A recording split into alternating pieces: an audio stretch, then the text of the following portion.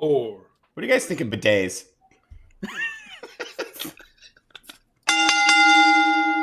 You're listening to the Sit Down Marks podcast, and I'm the King of Catterday, and it's Scary fucking Jay. Hey, yo. If I can be serious for a minute. Oh, yeah. Acknowledge me.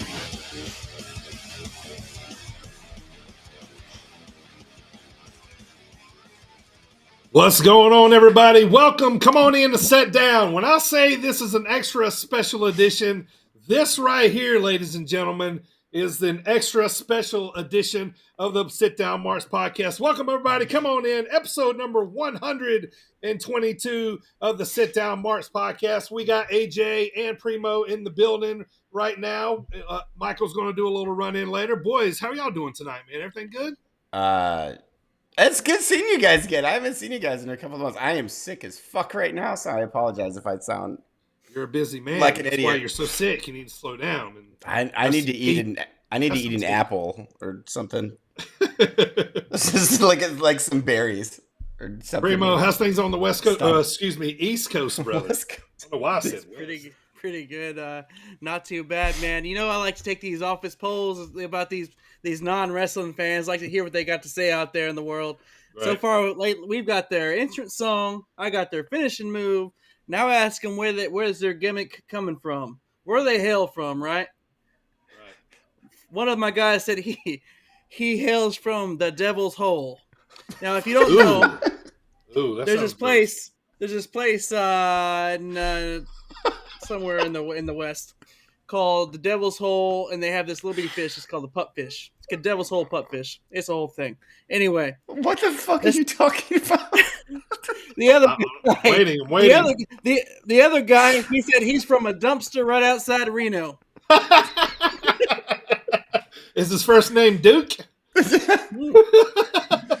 the last guy, They have the nice last dumpsters guy- in Reno. you know, I gave these guys some examples, like Death Valley, you know, right outside your window, stuff like that. This guy said he's fresh off a motherfucker's ass and he's feeling homesick. Damn. These people are losing. Who do you work These with? characters, though. Hey, They're man, starting yeah, to- I'm saying they're getting in the gimmick. Yeah, they are. I'm converting these people into wrestling fans. I They love it. That is They are. amazing. All right, boys. Let me tell you what, man. When I said this is an extra special edition, this is why.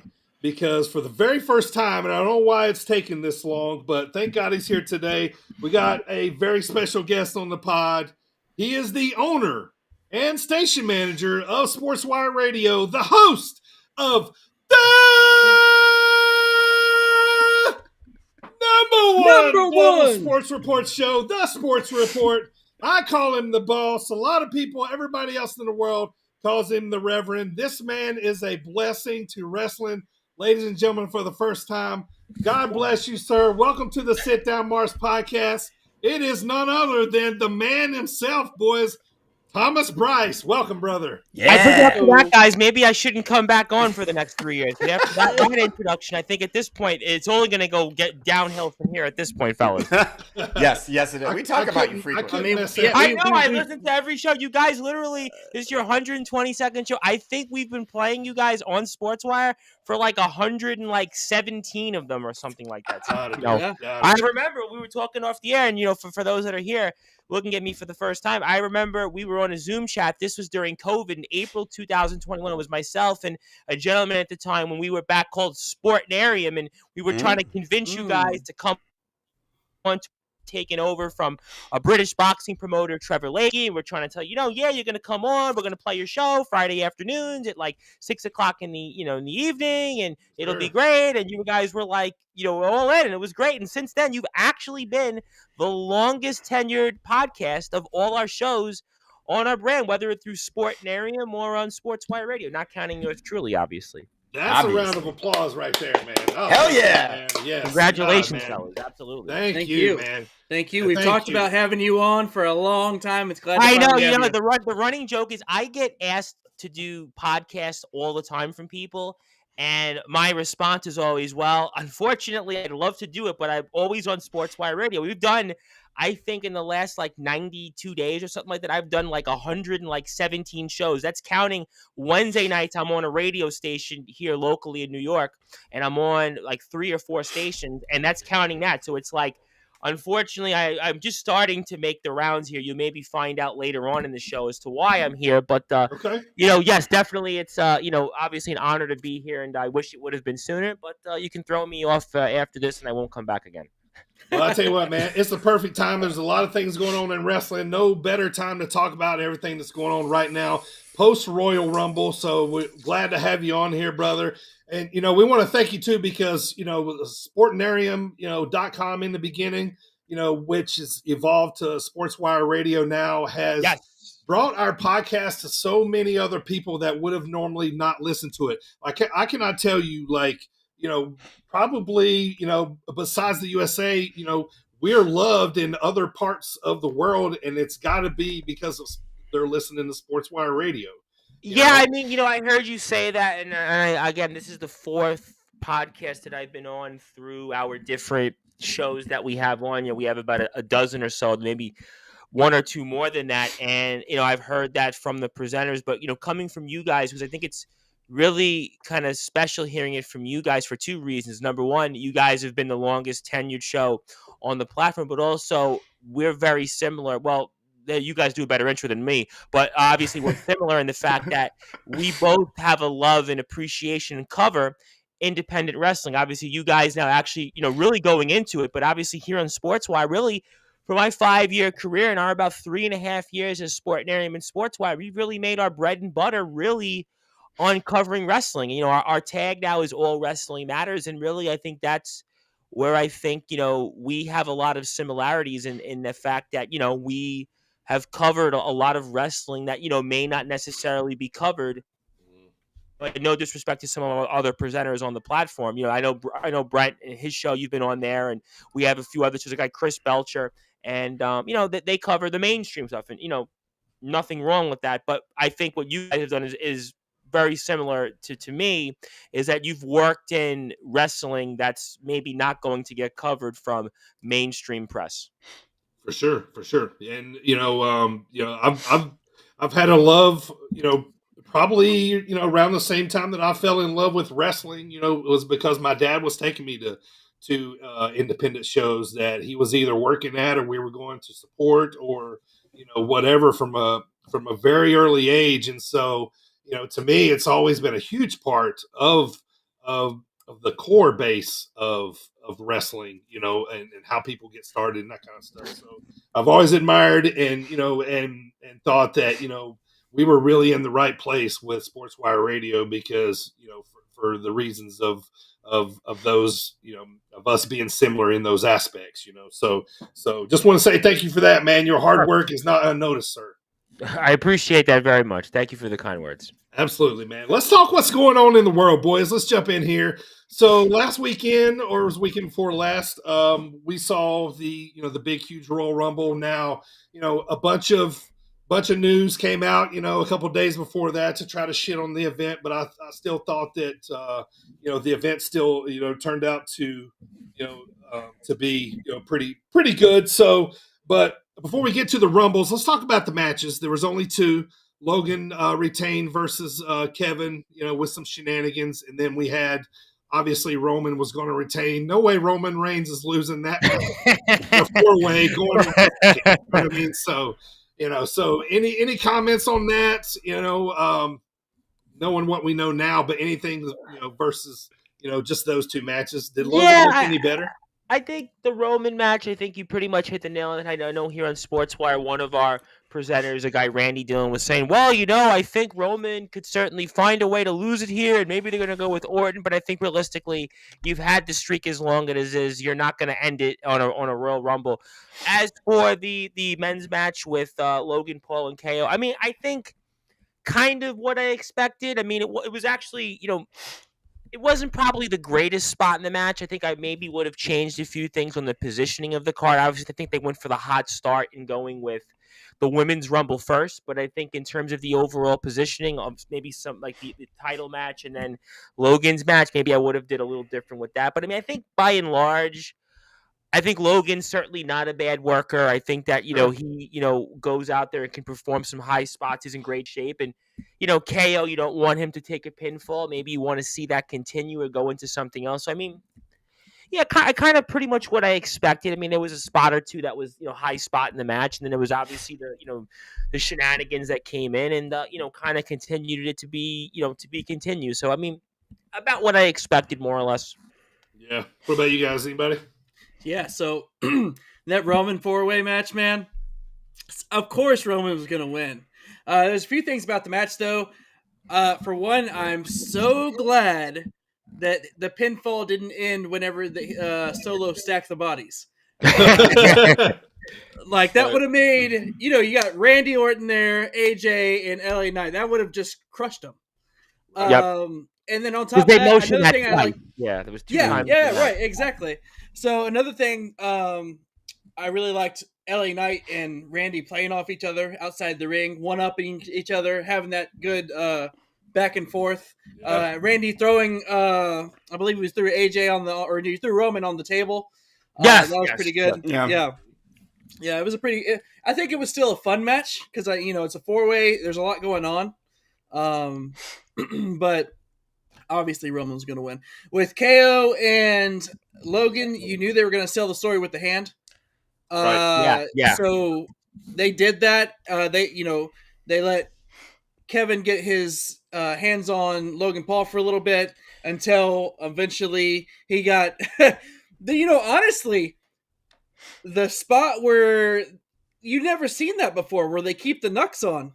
Right. Yeah, that's what the match obviously was a. And the ref's like, "Oh, you got him on." Like, I was like, "That's actually brilliant. I've never seen that." So usually William Regal shoves him in his front pouch. Wasn't that an Eddie Guerrero nod though? I mean, somebody was saying that was kind of an Eddie Guerrero nod in a way with the finish, something like that with the knuckles. So somebody said that. I don't know if it was on one of our shows I did, but it was somebody said out there that it was kind of an odd.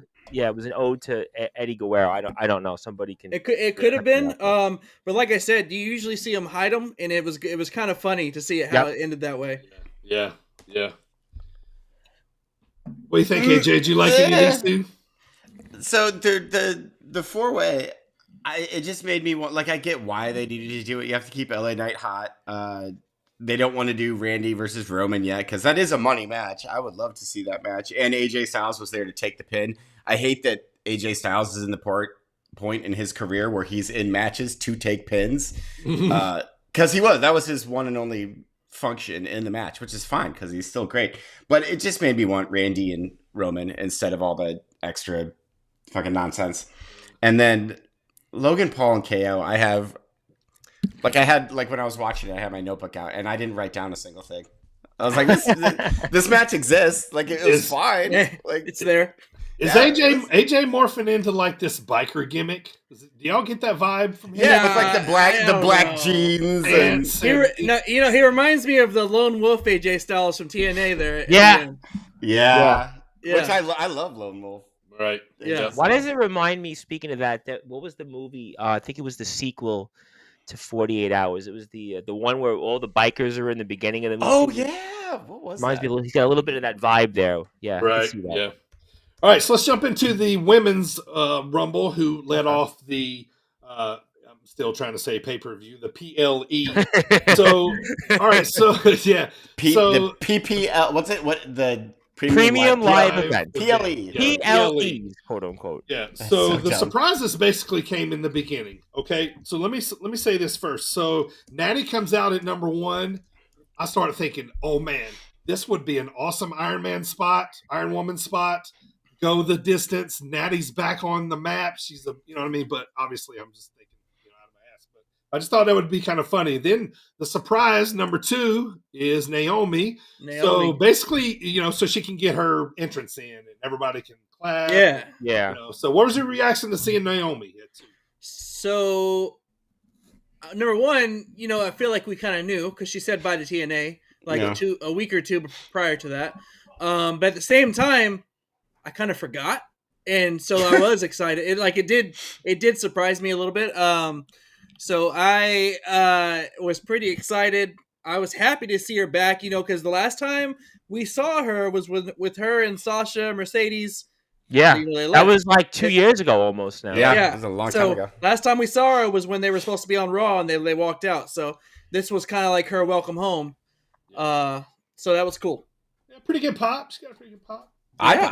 I popped for her. Yeah. Not as much as I popped for the next entrant, but Naomi is cool. It was I didn't forget like Primo did. I knew she was going to be there. Yeah, Thomas, are you a Naomi fan? I mean, I can't say I'm like the biggest Naomi fan out there, but Sure. I mean, I kind of feel like that it was good to see her back. Certainly I think she did a great job in going over to Impact now TNA, and obviously there's a lot of TNA news out there in the world, but I thought that she, had really kind of repackaged herself a little bit. Obviously there was a period of time where she left the company and we didn't know what happened there, her and Sasha, but I think that, it was nice to see her back. Obviously, I'm sure you'll talk about another entrance from another quote unquote Impact TNA person that I'm sure you'll get to. But in terms of her, look, I think that she had, a good run, and and it's nice to see her back. But I can't say I'm the biggest fan. Yeah. So the eventual winner came out at number 3, which was Bayley. Now, Yes. The forefront favorite to win this storyline, all that kind of stuff. But let's talk about this real quick before we get to everything else that happened. What about Jordan Grace? Another awesome. TNA, what do they call them? Knockouts coming over with the women's title. We see Mickie James do this. I thought this was awesome. And what was scary to me is Jordan Grace looked like she belonged, dude. Yeah. What we call her, Jack's Grace, right? It's funny, on when I was on the air on Sportswire, we did a post-Rumble show, and I had said if you took a picture of Jordan Lynn Grace like 4 years ago, or not even to like 3 to now, you wouldn't even recognize her. But yeah, that was really a cool moment, kind of similar to when Mickie James was the Impact champion a couple of years ago. I don't know if it was in the 21 or the 22 Rumble, and she came, I think it was 22 actually, and she came out, and that was a cool moment. But yeah, Jordan Lynn, I mean, just, phenomenal transformation, and just, who she is and such. She had a good run too. Like I feel like her run in the Rumble was way better than Mickie. Mickie James was just, she's in there, get a pop, bloop, over the ring. Well, Mickey's also at the point of her career where she's really, transitioning to put over talent. Jordan Lynn Grace is, in the prime, and she can have a huge impact, pun intended, I'm sure. I loved seeing her there. I went nuts when she came out. We were there in person for the first one, TNA crossover, Impact crossover. Yeah, for Mickie. For the Rumble for Mickie. So it was cool that this one happened, and it did catch me by surprise. And some of her interactions, as soon as Ivy Nile came out, that was cool. All right, with the run-in that I promised, Michael is here. What's going on, Michael? How you doing, brother? Hello, everybody. How are you doing today? Good, man. Good timing, man. We just jumped in. We just got to number 3, talking about Bayley coming out number 3. Obviously, the favorite. Everybody, this was no surprise with her ended up being the eventual winner. But what'd you think about Bayley coming out number 3? And while you're talking about that, man, what'd you think about Naomi coming at number 2, the big surprise? Love seeing Naomi. I've always been a big fan of Naomi. Glad she's back. Always happy to see it. Bayley at number 3, good spot. She gets to go the distance. And yeah, I've always been a big fan of Bayley as well. Hopefully they start giving her some big main roster push here, other than kind of just having a couple flunkies that are outshining her at every step of the way. Right. But yeah, super excited about it. Yeah, so they played the storyline of this match of they had this Damage Control had this predetermined. They all talked backstage. They were going to help each other out. Well, the Asuka goes out early. Kabuki Warriors are both out early. So they basically all fall off, and Bayley's the lone wolf left standing. So she ends up winning the Rumble. No surprise there, but I thought a few good spots in this match Chelsea Green with the spot where she kept getting smashed. Has she transformed herself? Well, here was somebody that when she was in WWE before, almost was kind of like the EC3 on the female side. And, since this character in the last year, I mean, she's kind of basically worked herself into where she gets in these spots and moments. And, she's really, been one of the more, I would say, entertaining female on the women's side, certainly on Raw, maybe even on both the shows. I love Chelsea Green. I love Chelsea Green. I loved her. Like, it reminded me of The Simpsons when Sideshow Bob kept stepping on the rakes. So I was just laughing the entire time. I absolutely loved her in the entire match. She's like Thomas, you said that she was like the EC3. I think she's like the R-Truth now of the women's division. You could definitely make that case where it's just like whether she's trying to be hated or not, you kind of in a way, she's just great. You become a fan of hers. Yeah, absolutely. I loved it. Loved that whole entire sequence, even with Nia Jax, who I hate, but whatever. Oh, Miss Jax. So, Michael, I got to know your thoughts, man. What'd you think about Jordan Jack Grace from TNA being in the Women's Rumble? Love seeing TNA crossovers. Yeah, right. Obviously, like Mickie James, she was the big one. I love seeing Mickie. But yeah, like more of the WWE opening the door to cross promotion, please. I would love to see more of it. Shout out to Mickie James too, because she's the one that knocked down that door to make that happen. And now other girls, other women are going to be able to be in the Rumble for TNA, because of Mickie James. Hardcore country. Thank you. That's right. So shout out to her, man. Fuck yeah. No, absolutely. Mickie James definitely broke a lot of doors. I mean, I know years ago there was a quote unquote an NWA WWF sort of cross promotion, but the NWA wasn't what it was when they did it. But to see Mickie James and then the doors open where, it's not like somebody's coming in like a Naomi, although I think she's now officially back in WWE, or even certainly a Jordan Lynn Grace. They're coming in and they're basically getting squashed. It's like they're actually being treated as like respectable and legitimate. I think that's really great because the sport, as we all know, we obviously cover the sport. You guys are, working in it, and obviously we do a lot of it here on the station. It's great to see that promotional, when it can be done, that interpromotional work, because it really gives more people an opportunity and it puts eyeballs on companies or fans that may not know who these people are. You can say, what, that's a great talent. I'd like to go out and watch them or support them. So I think it's just great. Yeah. Too. Another thing, real quick. I just one last thing. I forgot to mention. Actually, Naomi dropped the strap to Jordan like a week prior. Yeah, very shortly before. Yeah. They did a little embrace. Hard to kill. That was it. Hard to kill. It was. Yeah. All right, so getting to the end of the Women's Rumble, Bayley did end up winning, which I think was probably the best storyline going out there. We all knew that she would end up spinning that around and taking on EO to kind of finish off this storyline with Damage Control. So let's move to the men's, boys. I think we're gonna have a little bit more to talk about here. So maybe. So, yeah. Well, you don't want to cover. You don't want to cover Nia Jax's spots? Come on. Yeah, Come on. Did we talk about Jade? For sure. Jade Cargill. Wow. For sure. She looked like a fucking star. Yeah, I was worried. I was worried that she was going to be like a charisma suck and just go out there and be muscly. You noticed they didn't let her and Bianca clash. Yeah. No touching. They kept that stare down. Yeah. I might actually like a Bianca match if they fought. I'd be willing to place money on that match then, AJ. Is that gonna be a Mania match? You think, Bianca and Jade?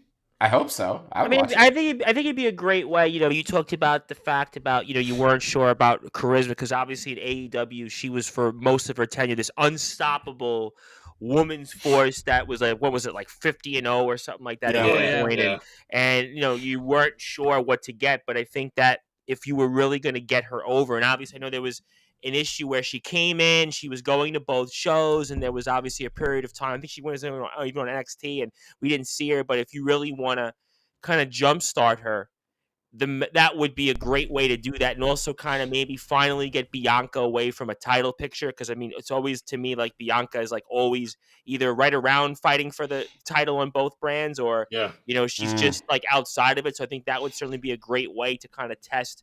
Also, if you think about it, who would be the most athletic woman on the roster? Because you think about, obviously, Jade's background, and certainly, Bianca Belair's background is obviously, phenomenal at Tennessee, and to have that out there. And also, a side point, Jade Cargill's other half was actually Brandon Phillips, who was in the Cincinnati Reds Hall of Fame. So you kind of have a really a battle of who's more athletic. So I think that would be, that'd be a great match to see, I think. Yeah. Well, sign me up for it. She already body slammed Nia, so we don't have to, we don't have to go there. Thank God, you just skip that feud. Cannot believe Nia went up for the slam. I thought she was going to sandbag the crap out of it. She tried her best to sandbag it, but she's going to put her concrete shoes on.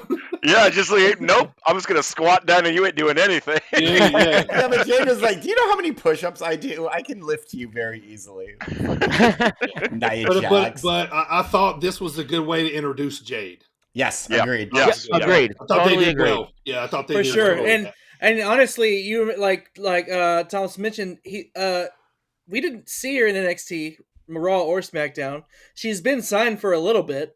Honestly, it's been to a point to where, not like forget in a bad way, but like to where it's kind of outside out of mind. And so that was a good surprise. Yeah. Exactly. Yeah. Up until that point, we just seen her like getting out of limousines. Right. You know what it reminded me of? It reminded me when Scott Steiner had come into WWE, that when he came back, and it was like they were showing him he's going to be on Raw, he's going to be on SmackDown, and then they had him, and then it was like after that, it was kind of like they didn't know what to do with him afterwards. Where I think with Jade, it would look to me like now, you've got her now. This is the moment to put her in something big that can kind of more or less transform her into maybe that top person which she has that look for. Sure. Yeah. Oh, yeah, definitely. I hope so. Yeah. I can see her eventually one day winning the women's title and then going on, not a Roman reign, but like something close, like at least a year or two. Listen, AEW, she was champ for what, like a year? I want to say. Yeah, it was a long time. Yeah. You realize all this means is that she's going to feud with Natty for like 6 months now that we're talking about all this. Like, we're getting excited for Jade Cargill. Nope, feud with Natty. Like, for several months. You would. She'll talk shit about Natty's cats. They'll be in a feud. Remember when she used to fart? That's what all I think of. Oh, wow. That was her character. Poor Natty. Come on. Well, Natty hard. Well, Mickie James, remember when she was leaving WWE the first time, they had her as the Piggy James thing. Remember? Yeah. But that's obviously all in the rear view mirror, because you could obviously tell whose ideas were that, because obviously that person with the 3 initials is no longer not going to go there, but obviously you could tell whose ideas those were over time. Yeah. Oh, God, yes. Yeah. All right, so Go Natty. What's that? Go Natty. So men's Rumble, boys. Let me just before we kind of get into everything, I'm gonna just talk about a few of let's talk about like where people ended up coming out, wrestlers ended up coming out. So Jay and Jimmy was 1 and 2. Kind of thought that was cool. I think they're destined really cool for like maybe a Mania match coming up or something. So I would like to see that. Kind of cool. Jimmy had a good Rumble, by the way. He was funny. Yes. He was there a while. Yeah, good. He was very funny too. Then my big pop of the night was number 4 at seeing El Idolo. Yeah, Andrade's back. Yes, that was a good one. So when his music hit, I went, "Who's this?" So, moral of the story: if you want to go to WWE, all you got to do is punch somebody in the face. So Dominic was number 9. Finn Balor came in at 14, and then eventual winner Cody at 15. Has anybody ever won from the 15 spot before? It seems a little oddball number. Yes. Ooh. Yes. Yes. Give me 2 seconds. Hacksaw Jim Duggan. I don't know. Hey, leave me the first one. That was the first Rumble. And did anybody know what the Rumble, would have been? And I'd be curious to know. Was Hogan in that Rumble? Was Savage in that Rumble? I mean, were the very first? No. Yeah, then that just tells you right there. I mean, Bet you the Bolsheviks was in it. I bet who are the fucking they would lick people? What are their names? Bushwhackers. Bushwhackers. They were Yes. they were Cody is the first to win from the 15 Dirty, spot. you think Awesome. What's that? Now I just want to watch Bushwhacker. What'd you say, Primo? You know, it's the second time that the was just Bushwhackers have come up on a podcast I've been on from our station. It was on Brent's show, A Work in Progress, and the Bushwhackers, because we were actually, you know, true story, we were actually watching the 1991 Royal Rumble. We watched the whole Rumble on the podcast, and the Bushwhackers came up, and I had actually given the trivia to the guys, which they didn't, which the mayor of Canton and Glenn Abbott and Mr. Piles didn't know, is that the Bushwhackers were actually on an episode of Family Matters once. Yeah, they fought Carl and Steve because they were the assassins. Because the assassins took the sleeping juice. Yep. I know my Family Matters. It was funny. Brett and the mayor of Canton, because Glenn's British, and they were looking at me like, "Oh, I didn't know that." It was like, I'm glad somebody got that. All right, Primo, what are you gonna say, man? Go ahead. Go, Natty. Primo. No. Primo's napping. I was saying earlier that we talking about the old Rumble. I was talking about. Remember that thing I see you earlier about the Beverly Brothers? I wonder if they were in it. Yeah, probably. Probably trying to break somebody's neck. Yeah. Was 91 the one where Luke came out? Ever. Yes. Yeah, no, it was Butch. It was Butch, right? Only one of them came out. Yeah, only one of them. And he Bushwhacker bumped right back to the back. Yeah, just kept going. That's the one. Yeah, that's the one. That's the one. All right, so back to the Rumble, boys. Rumble spots. Number 16 was Bronson Reed. 17 was Kofi. 18 was Gunther. So yes. And then a couple of highlights here. Number 20 was Braun Breaker, which was allegedly supposed to have been Brock Lesnar's spot. Who? That guy doesn't exist anymore. Yeah. Never heard of him. He's gone. Yeah, we won't ever see him again. So no, probably. Yeah. Then 21 was Almost. Has anybody seen him? Like he just showed back up. Like, I don't get the fascination of Almost. How he's like, still has a job at this point because he's very tall. I don't get it either. So tell me why this number 22. Pat McAfee spot made any sense for 38 seconds? To be funny because it needed a comedy spot, I guess. So they needed like, hey Pat, get in there. Well, R-Truth came at 24. That's your comedy spot. You know? Yeah. Well, they thought it was a tag match. Go ahead. So my theory on that was that I guess they didn't have a legend or a veteran to kind of go in there and kind of have a spot for. So they just threw Pat McAfee. They threw Pat McAfee. They're like, get in there. My theory is that they knew a certain person that doesn't exist anymore wasn't going to be there, and they had to be like, look at this instead. Yeah. By the way, commentary. What do you guys think of commentary? Because there was a moment when Corey Graves made Michael break, and it was the funniest fucking thing in the world. When he was talking about like Dom's boots or something like that. Oh yeah. I thought commentary was great all night. They were having fun. They were. It's like wrestling is they're having fun in wrestling again. Yes. All right, so highlights through the rest of the Rumble. 24 was R-Truth who came in and thought it was a tag match. A tag match. That was funny. Mm-hmm. Yeah. 25 was Miz. 27 was CM Punk. 29 was Drew McIntyre, and 30 was Sami Zayn. So I popped huge for Sami Zayn when he. I thought the Sami Zayn was I agree with you. I thought the Sami Zayn was a nice little good one to show somebody coming back. You know, a guy that's on the peripheral edge of main event picture and returns him in a nice way. Yeah, that was pretty clever. I agree on that.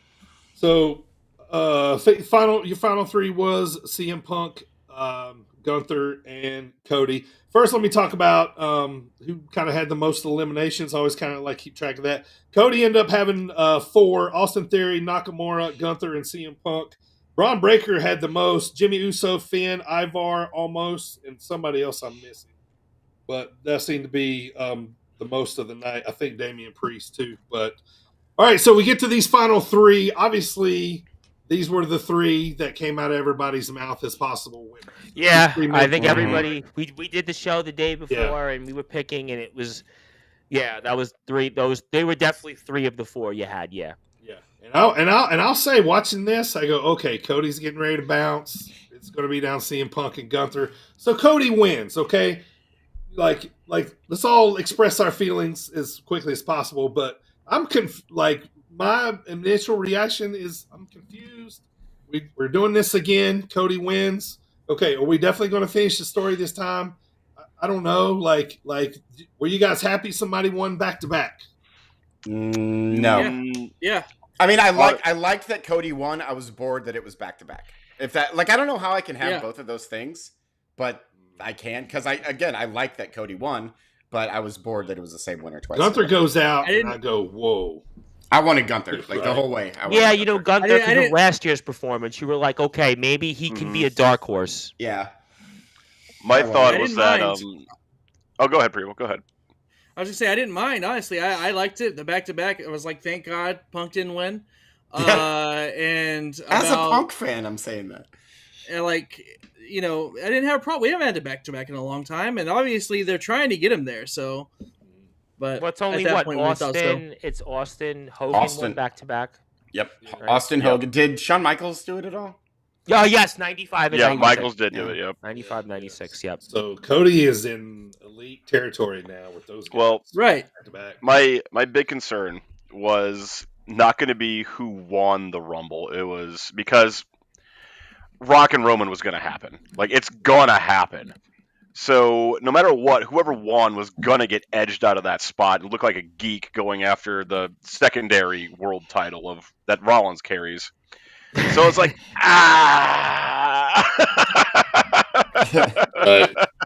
It was really hard for me to like be happy for Cody going to Mania because I'm like, no, he's gonna get screwed. And we were also talking pre-pod too, man. I think it's time to talk about it too, man. Like, Punk fan or not, he looked really old. He looked really of like worn out. Oh, yeah. Before we found out about the Sportzwire, he really hasn't. Think about the last 10 years. It was 10 years that he was on WWE TV in the ring. In AEW, he had some matches, but they don't also run live events. So you're talking about a guy that's had not even a dozen matches in 10 years. Mm-hmm. And for a guy that would rag on some of the older legends. He looked like, and even his work in UFC, I mean, wasn't very good. So, yeah, I mean, he definitely looked like, like he had some ringers. But that goes back even when he came back in 21 against Darby Allin. And, yes, the crowd was great. It was a good match. But, he looked like he had some rust on him. He hasn't wrestled. Like I said, what has he wrestled? A dozen matches in 10 years? Yeah. Actually, yeah, probably. It's probably around there, yeah. So let's button up the Rumble before we start talking about everything that happened. Were you guys happy with the Rumble? Like, give me a 1 to 10. Michael, start us off. Real quick, point about Punk. I love CM Punk, and I've been a fan of his entire career. I said it when you guys were talking about it in text. He's shot. He's done. Yeah. He needs to move to a coach, mentor role. He's done in ring. He doesn't have it anymore. The magic's gone. But that's all I'm going to say. And I'm a huge CM Punk fan, so that's all I'm going to say about that. God, that final three, Hall of Famers, all three of them. Yeah. Jesus. Agreed. The Women's Rumble was amazing. The Men's Rumble was real good. I'm going to go 8 out of 10 on this one. Like, solid pay-per-view. That's a weirdly positive score for you, Michael. I've heard you before, and you. I listen to these shows, where obviously, we put you on different spots, and you're usually like a 5 or a 6. I'm like, wow, okay, how do I follow him? Like, honestly, I call spades, and that's an 8 pay-per-view. Like, it's one of the better pay-per-views I've seen in years. Thomas, what'd you think? I gave it a 7. I think the men's Rumble for me was pretty good. I agree with that. The men's Rumble was good. I think the two matches itself, they were what they were. I don't think they were like, they were about average, above average. Women's Rumble was good. I think a 7 it kind of falls around for me. I don't think it was the greatest Rumble. I don't think it was like, I don't know, but to me, it definitely, I don't know about you guys, but there was like an oomph that I was kind of looking for. Almost like last year, there was like that excitement, right? You had the whole Bloodline storyline. What's going to happen with Sammy and KO? You had all the different things surrounding it, but like, I don't know, like it was a good pay-per-view. Like, I definitely I like the men's rumble. I thought the women's rumble was good. I think ultimately Bailey winning was clever. Although I didn't think Bailey was going to, but I think Bailey winning now looks pretty good. Certainly the men's rumble I thought had some really good, like Braun Breaker you talked about. I'm so glad, Dirty Bird, you brought up Braun Breaker. I thought Braun looked great. Gunther, as always, I thought Dom Mysterio did a good job, by the way. I thought also our truth spot there was a lot of good spots in it, but the two matches, I don't know, it was kind of like for me, so I gave it a 7. AJ. So women's match was outstanding. Like, I thought it's the best women's rumble that. I mean, it was hard to top last year's, and I think it was kind of close. Very yeah, it was really good. The men's was, I agree with Thomas. It was fine. There was nothing like that grabbed your attention really. Like, there were no real cool storylines going on. If you want to count like the Judgment Day stuff, I guess you could. But I mean, it was fine. The two matches were fine. So I'm gonna go 6.5 overall. Good, but not great. Yeah, I'm the same about you pretty much. Yeah. So I'm gonna have to agree with that 7, and here's why. So I've said it for a long time. The Royal Rumble is my favorite pay-per-view of the year. It's a lot of people's favorite. It's also supposed to be one of the big 4. Yep. Now, in my honest opinion, I don't feel like this was a big 4 performance. Oh, really? Okay. That oomph. I didn't have that oomph. Yeah. Yeah, I agree. Now there were some good surprises in the women's match. Good surprises in the men's match as far as the Rumbles go. But then there's just 2 matches on the card. And one of them, obviously, we know the outcome. KO. So I don't know. It was something about it just didn't do it for me like it normally would. Like we said, the women's match blew it away. That opening with the women's rumble, it was the best part of the entire live event. The men's, like I said, I went home happy. I was sitting here, right back here, watching it with my son, telling him, look, because it came down to Punk and Cody. I said, "Oh Lord, son, they're gonna freaking let Punk win because he just came back." And whenever that didn't happen, I was celebrating. He was pissed when Shinsuke got knocked out. I was pissed when Shinsuke got knocked out. Same thing with like you do. Yeah. So, but no, I mean, it was what I'm going to stick with a 7 as well.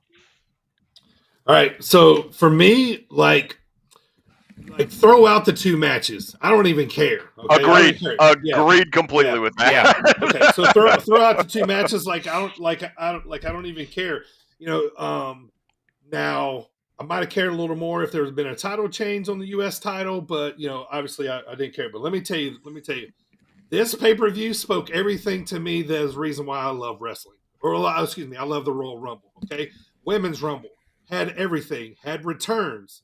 Had storylines. Had storylines with Bailey. Had comedy with Chelsea. Had a brute strength test between 2 very, very strong women.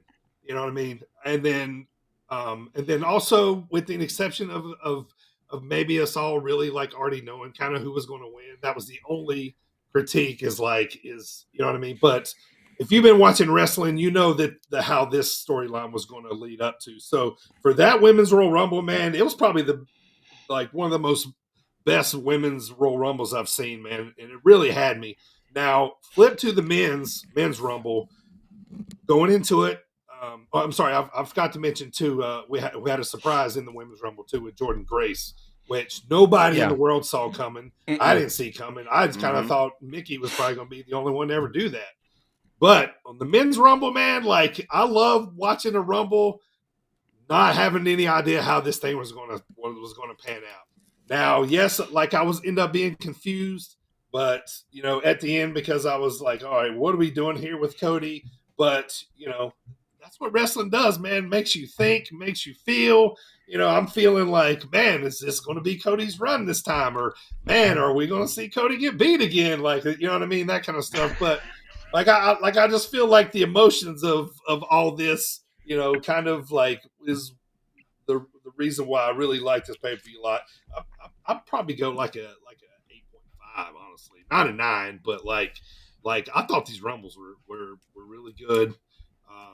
Yeah, just kind of had everything for me, and I thought the women's Rumble literally had everything. Yeah, I completely agree with that. I'm with you. I'm hoping that this doesn't end with Cody and a chicken in the ring face down. You realize it's going to end with Cody. All right, boys. So let's fast forward post Rumble. Now everything that we've been seeing, watching on Raw. Couple notes though, and then we'll get into it. CM Punk since then has found out he tore his tricep in the Rumble, so thank God he wasn't the winner because then they'd have to, do another swerve to try to figure that out. But Cody ended up winning. Cody is, allegedly, giving his spot to The Rock at Mania. He's not coming after Roman here. I don't know. It kind of looks like it's going to be Cody versus Drew in a way. But, what are your thoughts on this? Cody has since come out and said, I appreciate the passion. Trust me. I don't know. He's trying to make us think we're going for a bigger picture. But what are you thinking? Was this the move? Where are we at right now? Do you mind? Gentlemen mind if I go first? Well, please, because I don't want to talk about it. This was so very much not the move. So, Dirty, you were talking about the Rumble, the Rumble. There's everything why you love the Rumble, right? The Rock coming out of nowhere to take on Roman Reigns in the main event of Mania is everything I hate about modern wrestling. Cody is super hot. Super hot. He's got a great story. You've been building it. And all of a sudden, you're just going to replace him because Dwayne Johnson's movies are bombing? Right. And now he's on the board of directors? Come on. Even the fans are booing The Rock. Right. When did you think they'd ever see that happen? Yeah, in this day and age. Last time he was in the ring with Roman Reigns. They ought to be scared. They ought to be scared because Philly can hijack that match. Oh, yeah. Well, do you remember when Hogan came back at the 30th anniversary of Raw and it was like, okay, maybe he shouldn't come back on WWE TV anymore. So Philadelphia crowd is kind of like a New York crowd, but maybe worse than a New York crowd because Philadelphia is famously known in sports for, cheering, booing Santa Claus and cheering Mike Murray being carted off the field. So, we know Philly, you said it accurately. They could certainly hijack what the event might be. Yeah, yeah. And I think Punk knew this was going to happen because that promo with Cody, which was awesome. That was a great promo. He even said, you want the full CM Punk treatment? Okay. Yeah. You get replaced in main event Mania. Congratulations. Right. Little prophetic. Oh, slightly. man. Yeah. But, the hashtag is going, they're already, there's already been, Raw last week, whatever, last Monday, and, we're already getting Rocky Sucks chants or getting, and Rock, so, this could get nasty. I feel like they probably should maybe I don't know. There's a lot of people mad about it. I'm not. I'm like a wait and see kind of, I'm the optimist wrestling fan. So I'm kind of the wait and see, but what do you think, Primo? So listen to what Michael just said a couple minutes ago. He talks about the promo that Punk gave, right? This is before the Rumble. Here's the deal. I'm going to be patient. I'm not mad. You see how many people are mad right now, guys? I think, let's be patient and see how this works out. Because I literally watched The Rock today on Pat McAfee's show go into full, what do I say, about halfway heel Rock persona and talk about hashtag Cody Crybabies. Oh, so, he was totally heel today. That was exactly. So I didn't see this. Okay, today. Wow. Let's see how this plays out because I feel like we're being worked. Honestly, I feel like they're they knew the reaction they were going to get. Right. So I'm not overreacting yet. That's all I'm gonna say. They're not going to make us a triple threat, right? Come on. That's what honestly, I think is going to happen. That's the one that I am thinking. I'm leaning towards that. See, you got to look at it this way, right? So The Rock has only wrestled a grand total of 8 seconds in 12 years. So he's in phenomenal shape, but let's take a step back for a second, He's right? not ring shape. Yes, and just like how we talked about, Michael talked about CM Punk, right? You can't if you have ring rust and you've had it for that long, there's almost no way you can overcome that. Sure, The Rock he's got more muscles than he did the first time he left in WWE. But the point is that when you're out there, you've had 8 seconds in 12 years. So ultimately, there has to be some type of gimmick here. What could he really do in terms of ring performance? Because at the end of the day, you can't fake or you can't change the fact that you don't have that ring shape. Once you stop taking bumps, right, your body's not used to those bumps. We all cover wrestling. You guys are in it more so than I am, but I know for a fact that if I've not bumped, if I haven't taken that pain, I'm not training. How can I? So ultimately, to me, this is just my opinion. I think this was set up for weeks and months in advance. WWE does not do these things on a whim. This was not like, oh, I knew the day before. No, I think that this was a plan all along. And this sort of feeds into it. And also notice another thing that was interesting. Jeff Jarrett brought this up on his podcast yesterday, that WWE actually stopped with the dislikes. There was so many people disliking on this that they actually stopped the dislikes on the YouTube page for when they had the whole thing. But this tells me that this was orchestrated from the beginning, and there has to be some type of setup. Again, what do I know? I'm not in WWE, but I'm right there with you. I feel like they knew what they were going to get when it happened, and people are reacting exactly how they want them to. See, I'm a little more pessimistic than you guys are because I've been trying to not do research on it because that's dumb, but I've been reading a lot of articles and stuff like that, and apparently, and this is all allegedly, obviously, The Rock is a giant cunt in real life. This is what I'm finding out. In his, I don't care. I fucking love him. I don't care. In his be the president. In his movie contracts, it's a stipulation that he cannot lose on screen, in a fight. I mean, fucking serious. If you buy into that, there was a whole feud for years with The Rock and Vin Diesel. Yeah. That was for years. I mean, I don't even know if they still get along.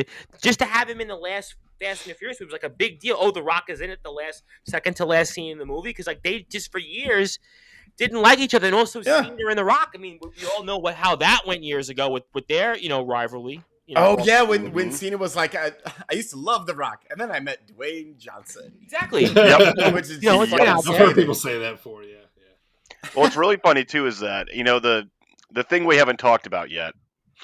What is the one major thing you could do to distract people from the events that transpired? Put something shiny out there. Put a giant name out there on your biggest show of the year in your main event. Okay, Jeff Jarrett said the same thing yesterday. He said exactly the same thing. Mm-hmm. It's funny you said that. Okay, but is Dwayne Johnson going to take that big of an ego hit where he's like, I'm going to make myself just a total villain, like a real life villain. I'm going to make people hate me. Of course, he is going to make millions of dollars from it. So I'm going to be quiet now. Well, he's on the freaking, he joined part of the TKO stuff. So yeah, he's on the board. He's on the board of directors. He's the spokesperson. I just talked myself out of my own argument. He's Triple H's boss apparently now. Yeah. Right. Yeah. And how did The Rock just now own the name to The Rock?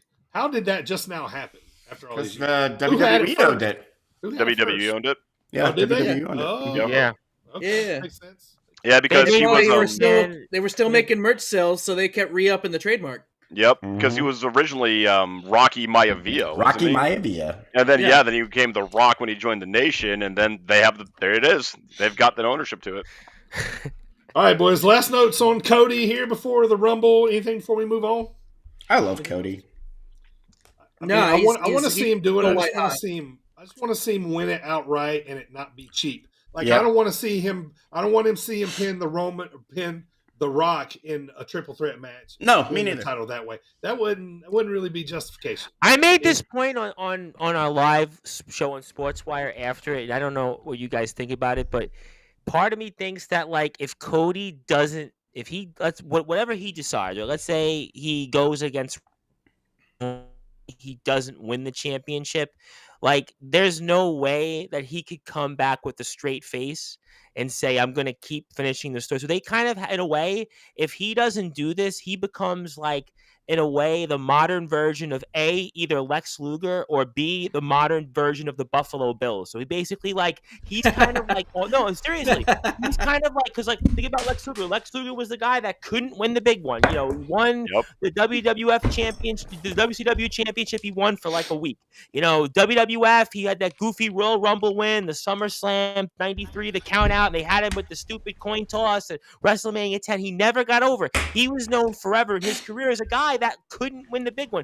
Cody right now, if he doesn't, a part of me thinks that Roman's going to retain. That's just my opinion, is that WWE is going to actually go with this. They're going to want Cody to continue to chase, because there is always a belief in wrestling that when you are a chaser, you get more out of it than winning the title. Kind of think of it like Austin was a great champion, no question, but Austin, people believed in him far more when he was chasing it. We talked about Daniel Bryan before. Daniel Bryan, when he won the championship, injuries, different things, but as a chaser, he had the fans like there was no tomorrow. So part of me thinks in a crazy, twisted way that Cody's not going to finish the story, whatever it might be, because WWE wants him to continue to further chase. And he mentioned Madison Square Garden. He mentioned something about that particular location. Now, I don't know what that's about. And another stat was also made that he talked about his father, Dusty Rhodes. Dusty Rhodes, in his 3 runs as the NWA champion, he only held the title for a grand total of 107 days. Yeah, isn't that fucked up? Mm-hmm. I looked that up. I didn't realize it was that. Yeah, it was 107 days. Dusty Rhodes, oh my God, one of the greatest of all time. But he was only champion for just about a little over 3.5 months, his entire career. That's it. Crazy. Also, how dare you compare my Bills to Lex Luger? Ironically, and he's from Buffalo. Right. Ironically, he's ironically from Buffalo. But the point is, think of it this way. But think of it this way: he's a back-to-back Rumble winner, right? He wins back-to-back Rumbles, and let's say he goes up against Mania, even if it's him and Roman one-on-one, right? Now, maybe if they insert The Rock and he doesn't win, So they ran into the Dallas Cowboys. Right? But how do you sell him? How do you sell him to a base of people? That certainly is no question that Twitter, as Dirty Bird mentioned, social media hijacks these things. You're a Philadelphia crowd. Philadelphia's very sensitive crowd. I would argue they're more sensitive than New York, because New York has a lot of, casual homers. Philadelphia, like I said, they booed Santa Claus. They cheered Michael Irvin when he was off the field. They'll boo their own players. The facts is that, he doesn't have much. If he doesn't win this, how do you sell him to a base now that's already basically stamped their feet that says we want him to win it? So it's kind of like this is the make or break moment, you could argue, for his career. I agree with that completely, and the Luger comparison is dead on. They didn't pull the trigger on Luger, and Luger was red hot, and look what happened to him. He never got over it. Yeah. Even in WCW, he had the title for a week. He was seen as a guy that could never quite win the big one, and that's Cody. Again, he's won back-to-back Rumbles. He's been pinned other than Roman. He's had one loss other than Roman, I think, since he's come back or something like that. And so you're going to have him. You basically built him up as your generation's version of Hogan, or Austin, maybe more like Hogan in terms of how he does. He's the Make-A-Wish man now and everything else. And if he doesn't win the title, you've made it now where how believable can he really be when it comes to actually being a top guy? Yeah, completely agree with that. Very well said. All right, boys, let's move on. I got a couple notes here, and then we're going to turn it over to Thomas to finish up the pod. So just a couple notes, guys. Just want to see, where you're thinking, where your head's at on these. So as of February the 1st, Katsuke Okada is a free agent. You see him landing anywhere? AEW. I feel like he's going to be a WWE guy. I was thinking that, you stole the words out of my mouth, Dirty. But I was thinking about this. I'm like, I don't know if he's AEW this time. He can sell so much fucking merch in WWE, man. So he can have a Shinsuke run in WWE, do great in NXT, and then get brought up and get slapped with a stupid name. I thought about that, but here's the difference. The difference is now it's a different quote unquote management, and they're trying to expand to a global audience. A guy like him, they could sell it better than, let's say, like when Nakamura came in. That's the reason I kind of agree with you, Derek. The logic would say AEW. He's got to go to AEW, but I don't know. I feel like he might be wanting to test the waters of WWE. I don't know. I just feel like he always knows he could go to AEW if he wants. Yeah, they'll take it. They'll take anybody. Yeah, I mean, honestly, like I don't think a guy of Okada's caliber and like standing goes to the company that's running like 800 seat audience members in their events. Like it's too much of a downgrade. And I'm not trying to dump on AEW, but how do you go from being a mega star in Japan to now you're normally just a guy? And AEW has a history of doing this. They'll bring somebody in, and then just 100%, and they'll just destroy them. Like they'll just make them 100%. irrelevant immediately. Tony Khan collects people. He gets them in for 1 or 2 weeks. They get hyped up, and then it's like, okay, where are they? Are they on Rampage? Are they on Collision? Are they on Dynamite? Yeah. And it's like, it's a joke. Yeah, and I don't want to see Okada have the same path that Adam Copeland had. Like, who cares about Adam Copeland anymore? What's he done? I don't even think Adam Copeland cares about Adam Copeland. I think he just kind of gave up. He's like, whatever. He's like, whatever. I've got a sweet beard. It's fine. All right, Primo, lead off on this one, man. Starting in 2025, Raw is going to be on Netflix for 10 years, $5 billion. What do you think about Raw being on Netflix? Primo? So You had to think about that one there, huh? So with Raw being on Netflix in 2025, it's going to be the first time they have something live, right? You don't have anything live on Netflix, no. And to be able to change the game like that is pretty crazy because WWE has been been first at something plenty of times, but to be the first company to do something live on Netflix would be pretty crazy itself. You're not going to want to, because why would you want? Remember the Hulu deal where stuff would come up like the next day, like nobody wants or like 3 days later or something like that. Yeah, and it would be really, So if it's not live, then what's the point? It's not Monday Night Raw anymore if it's not live. So anyway, no, I'm stoked about it. It's going to be good for them. It's going to be really good for Netflix. And honestly, how many people have Netflix subscriptions that are going to just see Monday Night Raw is currently live and click on it? Everyone. Yeah. Sure. I mean, that's why I'm keeping my Netflix subscription. 247.6 million people have a Netflix subscription. That's insane. Absolutely insane. And Prima, I honestly thought, like, when you took a second there, your first thought was, I bet Punk fucks this up somehow for everyone. All right, Michael, I'm going to stay with you on this one, man. What's going on, dude? Scott D'Amore got fired by TNA yesterday. I felt like they were gaining momentum here, man. Like, why? What's happened here? Anybody know anything on this, Mike? I haven't seen anything on the behind the scenes of it, and I'm honestly kind of surprised. It kind of came out of nowhere. They're being real tight-lipped about the whys and the ins and outs of what happened with this one. So I don't know. I thought I'm like you. I thought everything was going pretty well, and I don't know, man. I got nothing. I read somewhere. I can't remember where I read it now, though. Somewhere on Reddit, ironically enough, that he wanted to spend a bunch of money. Like he was going to start going after like some big name people and spend a bunch of money, and the owner was like, "Yeah, no, we're not doing that," and that's why he got fired. But I don't know if that's true or not. I read the same thing somewhere, and I just find that totally fascinating. But here's a guy that took a company that was basically handed off taken away from Dixie Carter, and he built this company where it's actually like done really well. Yeah, rebuilt themselves. It's got this really good following.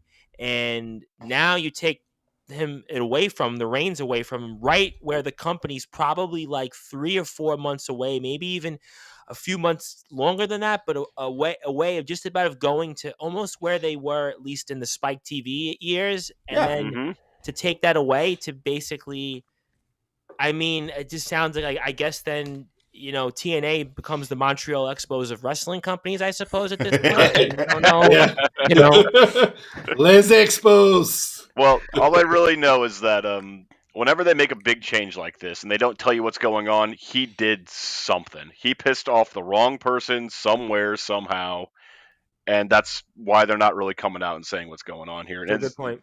with That's a how good point. abrupt it is, something happened. Like they didn't just plan it. Some shit went down. We just don't know about it. That's a good point. I hope not.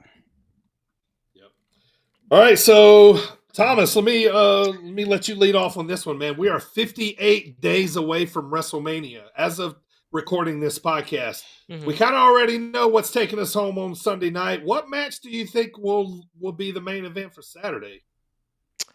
You know, I would have to think it would have to be the women's. I would have to think it would either be Rhea Ripley versus, I don't know where they're going to go with this. I would assume, and knowing by you guys, it's definitely not going to be Nia Jax. But I've been saying it for a few weeks. I'd like to see Becky Lynch and Rhea Ripley. I So would for love me, to see that match. I would have to think the women have to lead off as the main event on Saturday. So I'm assuming it's going to be Rhea Ripley and Becky Lynch, if I were to guess. That's a good pick. That's a real good pick. Yeah, that would probably work. I think that's probably the next, kind of. I think because there's also history there. The promo on Raw, if you're gonna go that route, I mean, I would just have to think you're gonna do women on one, men on the other, unless it's like some really big attraction match. Some other people do say, well, maybe Cody and Roman will be one night, and The Rock and Roman will be another night. And I don't know, like obviously. That. I don't. Maybe that's another thought to throw out there. I mean, I don't know like where we are. I know they're having the press conference. I didn't watch. You guys were actually recording this while the conference is going on. But I mean, like I think that would be, kind of fascinating. Also, speaking of Lex Luger, 30 years was WrestleMania 10, where you saw Yokozuna defended against Lex Luger, and then Bret the Hitman Hart. But I'm going to still say women. I'm going to say it's going to be Becky and Rhea Ripley if they go that route. Yeah, I kind of figured like they want to do that too. Now being two nights, let the women. Headline one night and the men on another night too. So, but yeah, I think that would probably be a good slot. So, all right, you guys got anything else here, man? I want to talk about a few indie dates this weekend, and then Thomas apparently has a little surprise for us today. So, before we get moving, I want to talk about first of all, we haven't talked about it in a while, but friend of the podcast, Brian Battle. He's a welterweight in the UFC. He's been doing really well lately. He's fighting again on March the 16th. If you feel so inclined to check him out, he's going to be on the UFC Fight Night, so check that out. I got a call from Stumpy the other day. The boys from Homegrown Wrestling in Wyoming, Illinois, are going to be running a show at the Spoon River Days coming up here in the beginning of March. It's on March the 2nd. So if you're interested, going to be around Wyoming, Illinois, check out SpoonRiverDays.com for those tickets. I love those guys. Those guys are great. Yeah. So let's talk about Iron Spirit Pro here coming up, AJ. We got a show coming up at the end of February. Matches are about to be announced. The show poster just dropped today. Craig Mitchell's our new champion by about 2 months now, roughly. Those lines. In December. Yeah, that's when he took it off CJ. Took it off of CJ. So a big show coming up in February. It's going to be interesting to see who the matches are. But if you're going to be around Normal, Illinois, the Normal Community Activity Center is where it's going to be going down on Saturday, February the 24th. Come on out. $15 general admission, $10 for kids, man. This is the cheapest entertainment in Normal, Illinois. You get to see some of the I just saw Aquaman, and it was like $20-something from Real 3D. And, I say it all the time when I'm promoting, some of the indie shows we have on Sportswire, some of the underground shows. You can go to a show for $10 or $15 in some cases and get a better deal, a better night out with your family and friends versus going out to the movies and spending, $80, $90 of upwards. Go out and support local wrestling. Go out and support independent wrestling. And obviously, Illinois, I want to give a shout out to a guy, Richard Regal, an independent wrestler who just wrestled in one of the companies that we do some work with. So, yeah, definitely go out there and support Iron Spirit Pro. Obviously, through you guys, been following it. And, we have certainly a big affection here on Sportswire for independent wrestling. And definitely, again, $15. You can't go wrong with that. I mean, yeah, man, it's a heck of a deal. So if you want to come up, check us out. We'll be talking about the results probably on the next pod, but let's talk about what's going on this Saturday, ladies and gentlemen. If you have a subscription to IWTV, that's independentwrestling.tv. You got to watch this show this weekend. It's Dreamwave Wrestling is back. This show is going to be called Run This Town. Now, let me tell you who else is going to be on this card, people. We got Penta El Zero Miedo is on the card. Wow. We got. I want to watch him take his glove off. I'm excited about Josh Alexander is on this card. Former TNA champion Alex Shelley is on the card. Hartenbauer is going to be there. Gringo Loco, the Triple L Mega Champion El Hijo del Vikingo is going to be in the house. Let me tell you, man, this is a big card going on this Saturday. It's called Run This Town.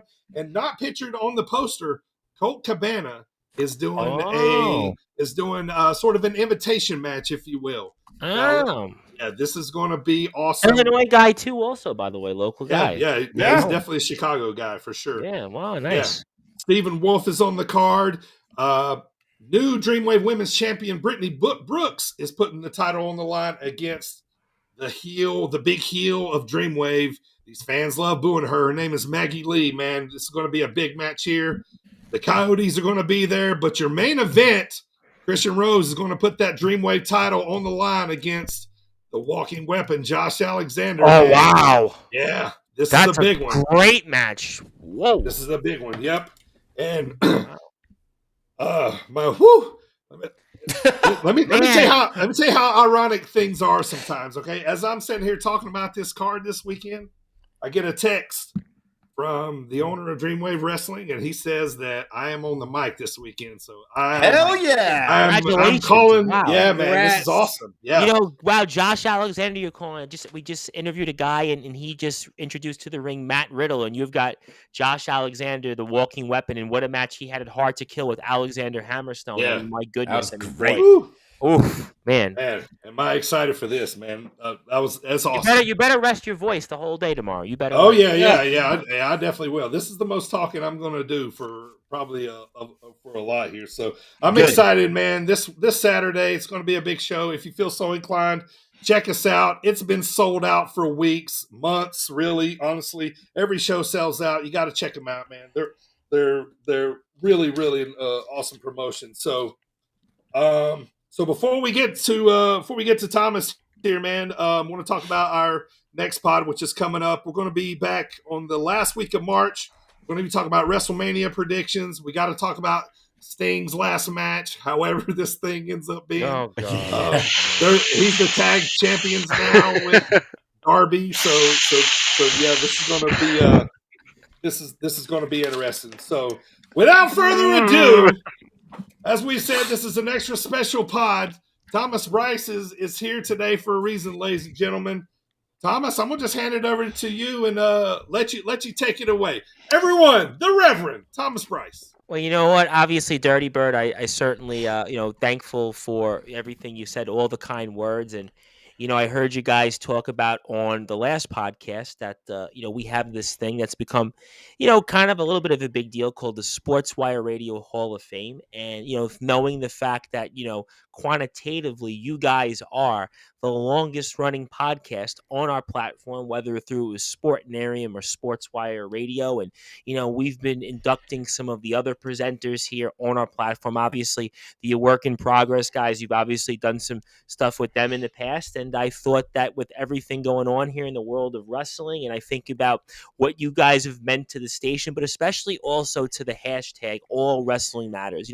Everything you guys have done for this sport, whether it's covering it through what you do at Dreamwave or Iron Spirit Pro, or just interviewing different independent wrestlers. Billy Starks obviously going on to some big places. Also, my very good buddies, the Cumbrian Outlaw Rick Marcus and the Natural Born Fighter RP Davis, who ironically are wrestling each other next month in a title versus career match, and so many other great people that you've gone out there and interviewed, and just everything that you've done, not just for yourselves, but really for the brand of Sportswire. And I wanted to, if it was okay with you guys, have the opportunity to induct you guys in this thing here in our Sportswire Radio Hall of Fame.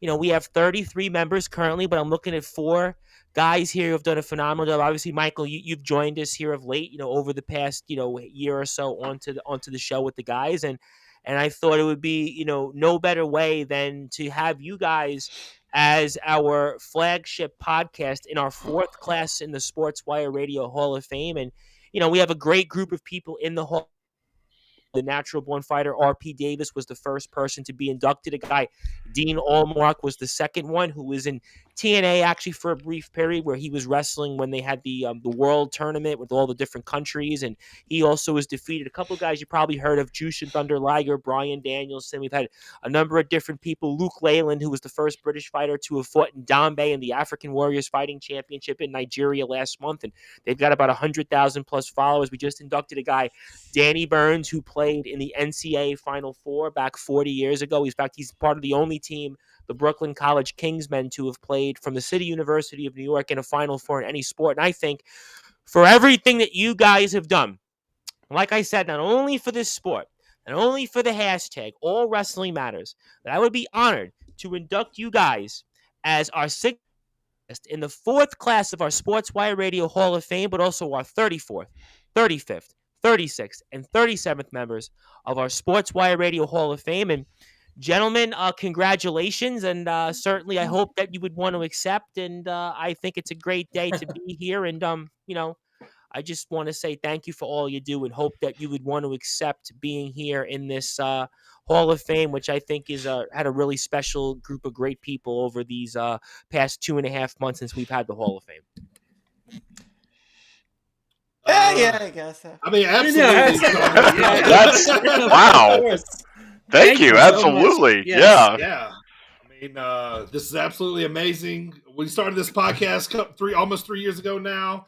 I never would have thought that, we would end up in, your Hall of Fame, which, wow. Like I've said plenty of times, you have, you're the reason why our podcast is as successful as it is. You're the reason why Northern Ireland loves us. You're the reason why, you're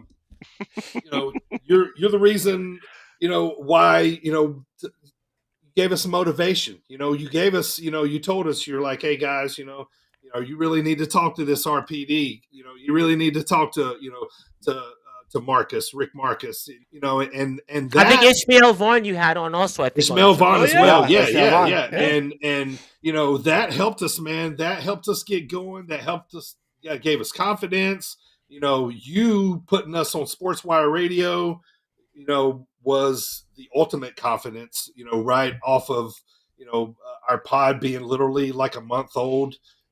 We were little kids listening, felt like little kids listening to you play our podcast on Sportnarium, on Friday, right? I really, was very nice to hear the words, and full disclosure, this is the fourth podcast that I've gone on and inducted into a Hall of Fame, and hearing the words from the other presenters, obviously, Brent and the mayor of Canton and Glenn on their show, The Work in Progress. And, we have the Pinstripe Chronicles in baseball, the Talking Rivals in baseball as well. And hearing those guys say, you gave me confidence, you believed in me. And, I didn't know if anybody would believe in me. And, you gave me a chance. Other people just thought I should just give up and quit. Well, that's what we wanted to do here on Sportswire. One of the reasons, if I could for a minute, is the reason that I started the Hall of Fame here is I've been doing this for over 5 years, and I've, had the fortune to speak with some really unique people in the world. I mean, nobody's more unique than me. Like, I've got these long mutton chops you get to see for the first time. I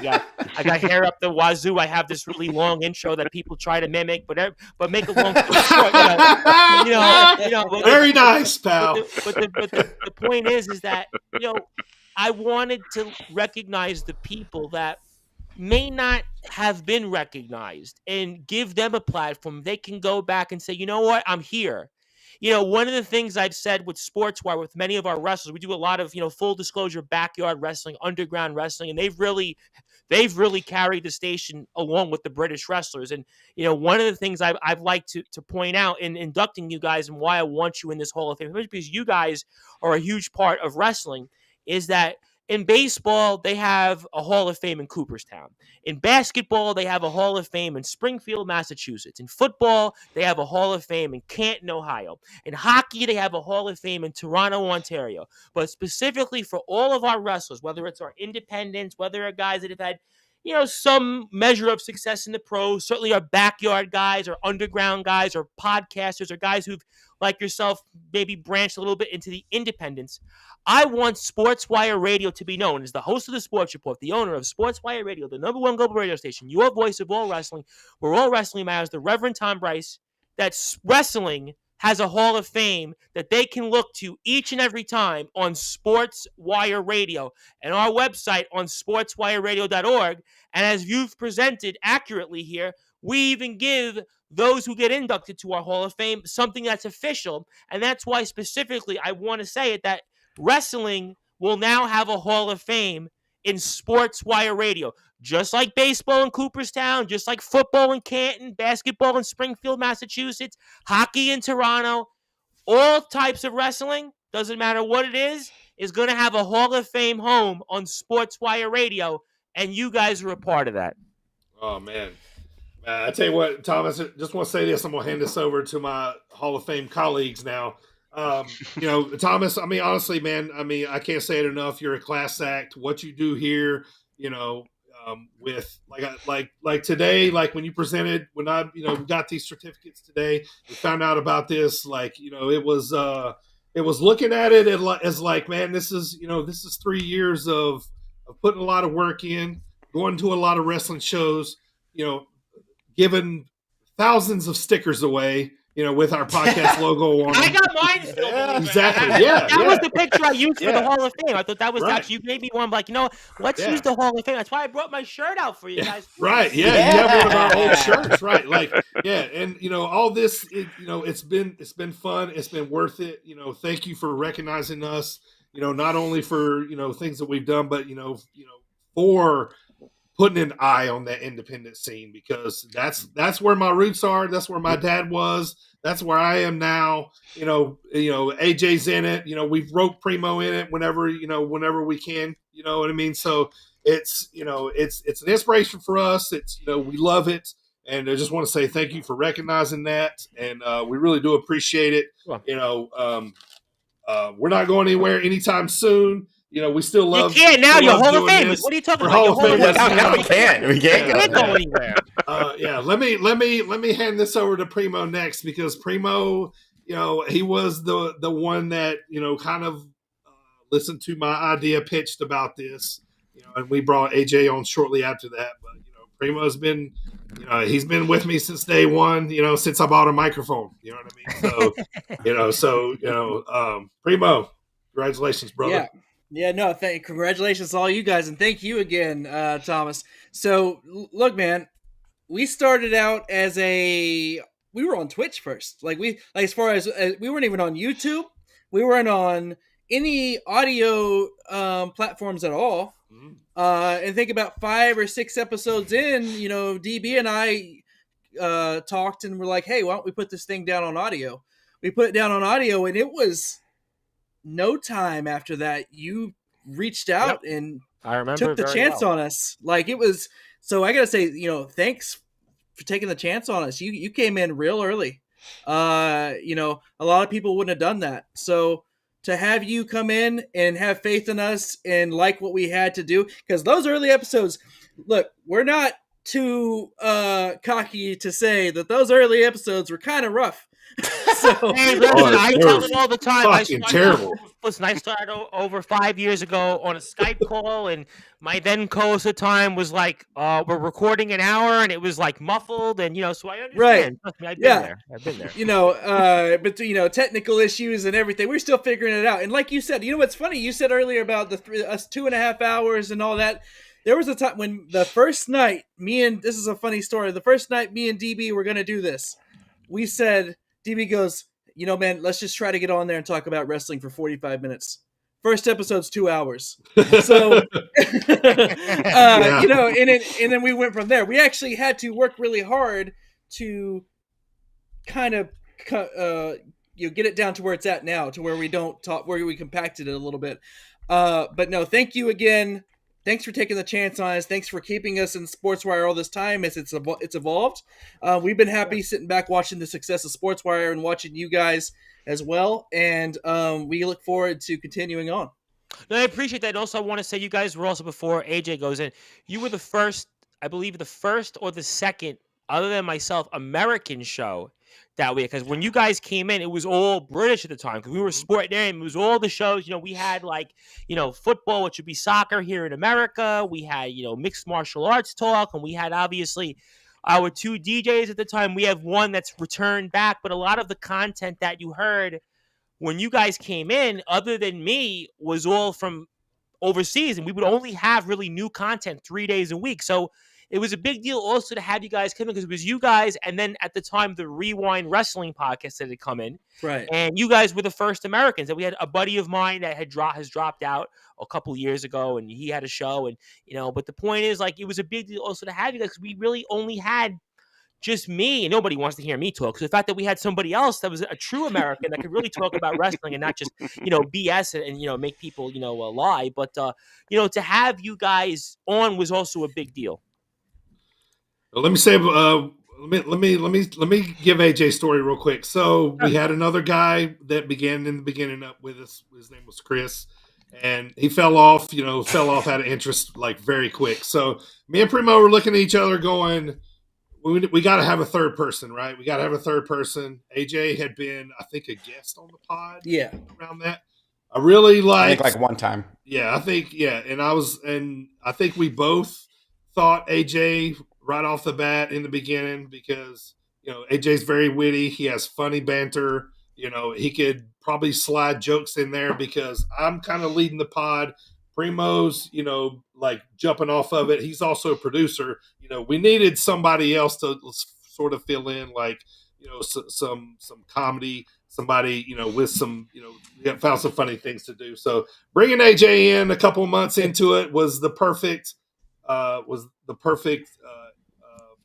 addition to our pod, to bring it to, back to 3 where we wanted it. And I will say this, I don't know if I ever told AJ this, once we got AJ and we were off to the races, that's when I felt like we had a podcast.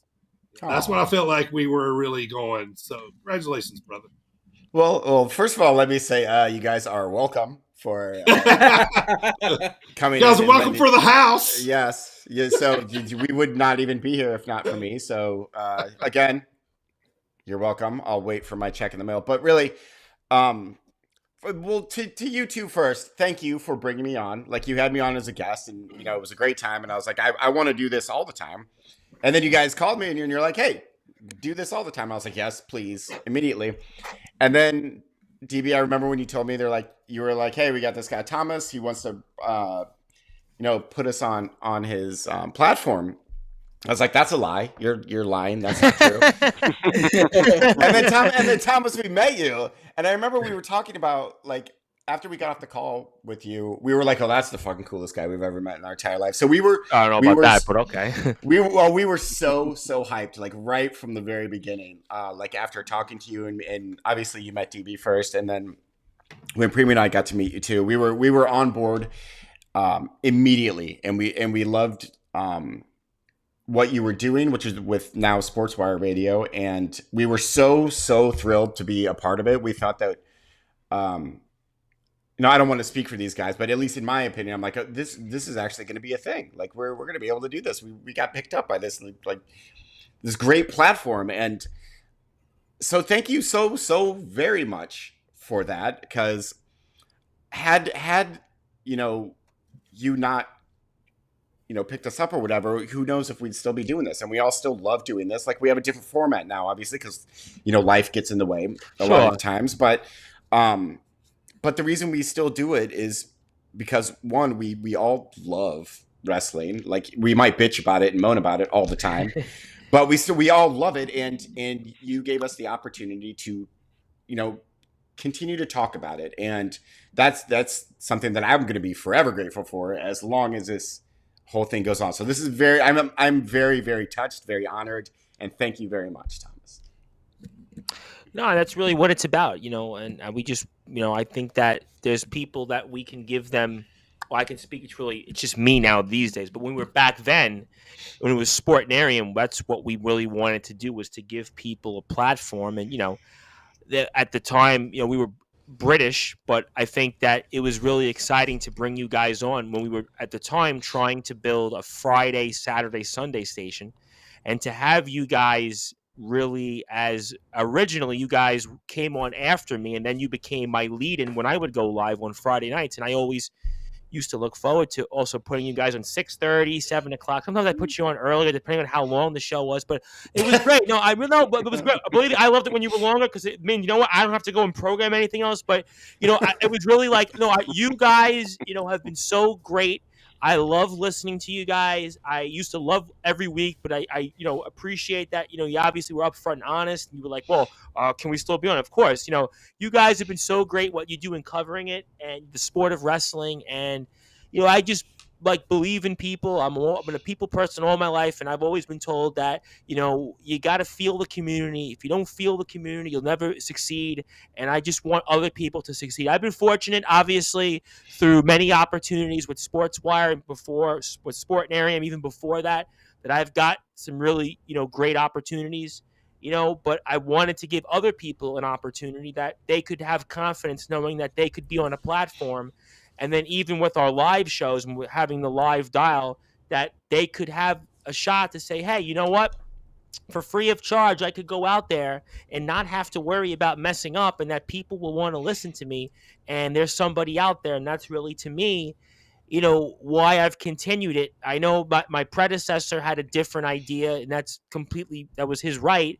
But for me, I believe in community people, and this is my giving back to people. And I'm fortunate that I can do it. I certainly am fortunate that we can handle these things, and we can financially, provide these things for people that they wouldn't have an opportunity to. And I think that you guys just, all my respect in the world to you guys, really.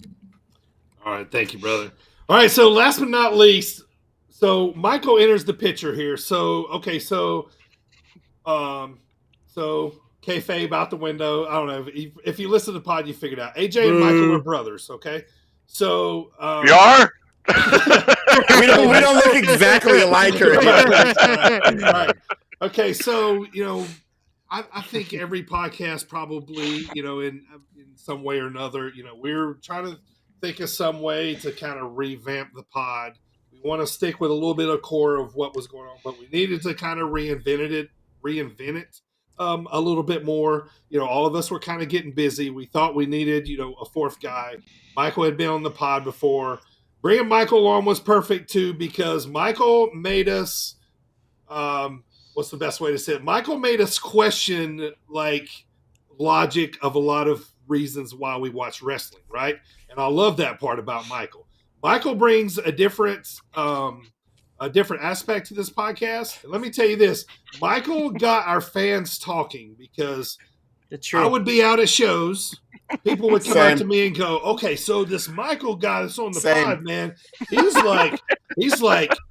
like kind of grumpy, right? Or he's kind of mad a lot of times, and I go, I had one direct quote that was, why is Michael so angry all the time? Right. And I go, and my best answer to that is Michael's working probably 50% of the time, maybe 60% of the time, but Michael, he still circles back to to what he believes in, what he wants to talk about, that kind of stuff. So Michael got people talking about our pod more, got people interested, whether they knew if Michael was working or not. They were still interested, you know what I mean? Because that same person, I would see them a couple shows later, and they'd go, Michael's kind of, he's not as wired up as he has been over the last, I'm like, hey, well, maybe sometimes that, just depends on how many spotted cows he's had. I mean, it depends on the beers, but no, in all seriousness, no,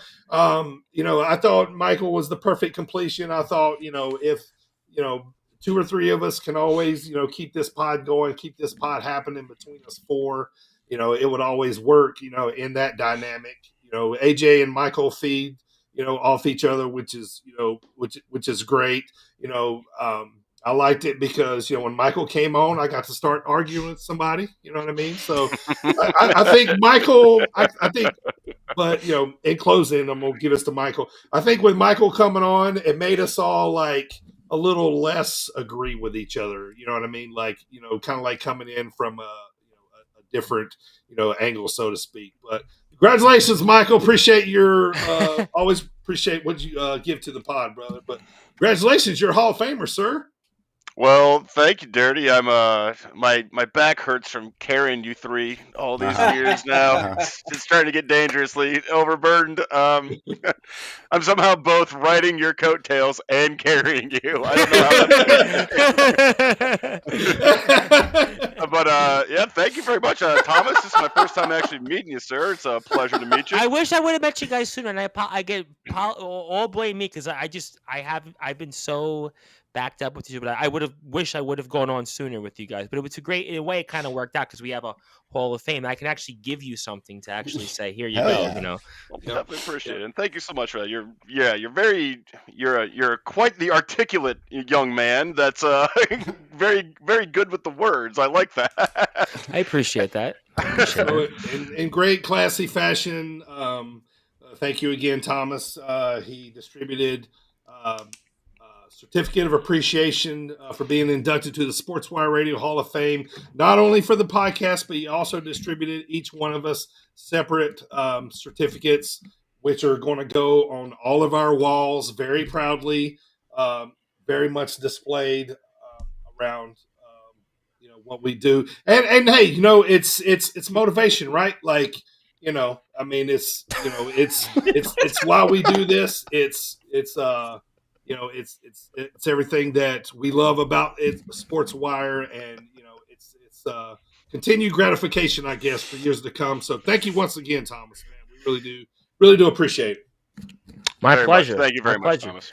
And if you ever want to listen to these guys, if you're out there, they're on sportswireradio.org via the Listen Live button. We have a brand new website, which is about a couple months old. And also, if you want to see in our Hall of Fame section, the guys are officially there as we speak. So you can see everybody here. So you'll have the photo and with the other presenters and also the other people in our Hall of Fame through different platforms and walks of life. So you can check that out also. And we're on YouTube at Sportswire Radio 6579. We have actually gained something like certainly not to my doing, but we've gained almost about 400 subscribers on YouTube just in the past about 8 months.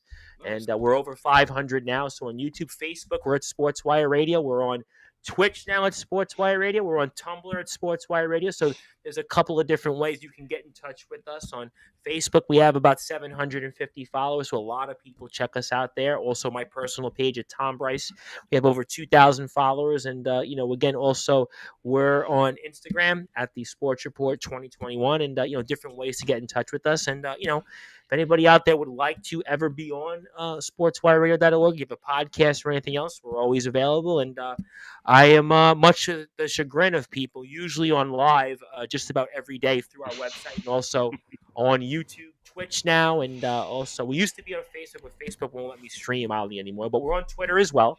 We do put your clips on Twitter, which I think Twitter gets a lot of reaction with you guys' clips. And we do great with that too. So just, different ways to get in touch with us and just, I've spoken enough, and that's why you guys now are ready to throw me off the air. I'm only If they haven't thrown me off, Thomas, they're not going to throw you off, buddy. Fair enough. I'll tell you what, man. Episode number 122 will always be special to us. Thomas Brice, thank you so much. Real quick here before we go home, I want to say thank you to any of the pods that we have collaborated with, especially AWI Pod. We did a lot with them, the most on Sportswire Radio. Thomas Brice, thank you once again, brother, for believing in us. Thank you for all you do for us one last time, and thank you for your continued support. I hope that one day we can have a slice of pizza together. Hey, you come out, my choice. I've actually met a couple of people I've interviewed. Small story real quick. I met Reynaldo, who was the LWF champion. I interviewed him twice. And he was in New York City in 2022 in the summer, and I met him. He's on my Facebook page, and I met a guy who actually wrestled and feuded with Rick Marcus in depthly for years, Sheriff Steele. I met him last summer. So, yeah, if you guys are in the area, certainly on me. Hell yeah. Awesome, man. Hell yeah. All right, so thank you guys so much. Primo, AJ, Michael. It's time to take our place in the Sportswire Hall of Fame, boys. Congratulations. I love you guys. Y'all are the best. Thank you for, going along with this little idea that I have, and hopefully it's fun for you guys. Can't wait to see what we do with this thing in the future. Going to keep this thing going. I want to say thank you to everybody for listening to us on Apple Podcasts, Spotify, all those podcast platforms out there. But most of all, thank you to everybody listening on sportswireradio.org. And thank you guys so much once again. Thank you to Thomas Brice. It's time to go, boys, because I'm going to tell my wife she's sleeping with a Hall of Famer tonight, baby. All right. For all the boys here, thanks for checking us out, man. We'll be back WrestleMania. It's WrestleMania season. We'll be back with predictions and AEW Revolution talk coming up here real soon. Thank you, guys. Thomas, take care, brother. Everybody be safe. Talk to you soon.